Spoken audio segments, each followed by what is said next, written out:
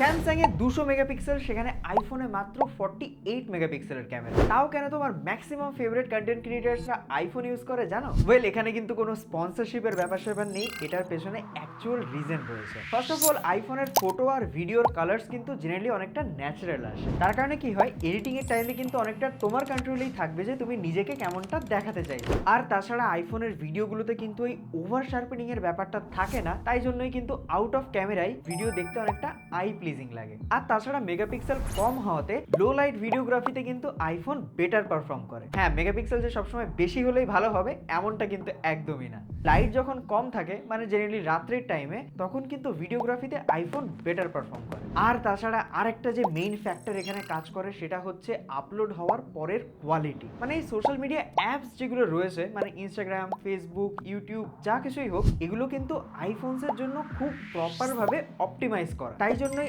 আইফোনে যদি কোনো ভিডিও আপলোড করা হয়, সেটাতে কিন্তু কম্প্রেশনটা অনেক কম হয়। অ্যান্ড্রয়েডের ক্ষেত্রে সেটা হয় না, কারণ প্রচুর ব্র্যান্ডস রয়েছে, ডিফারেন্ট ব্র্যান্ডের ডিফারেন্ট ফোন, ডিফারেন্ট অপটিমাইজেশন, এজন্য ওটার কিন্তু একটা জেনেরিক ব্যাপার থাকে। কিন্তু আইওএস এর ক্ষেত্রে কিন্তু সেটা না। আইওএস মানেই কিন্তু আইফোন, এই জন্য ডেভেলপারদের আইওএস এর জন্য স্পেশালি অপটিমাইজ করতে অনেক সুবিধাই হয়। তোমরা কি ফোন ইউজ করো একবার কমেন্টে জানিও।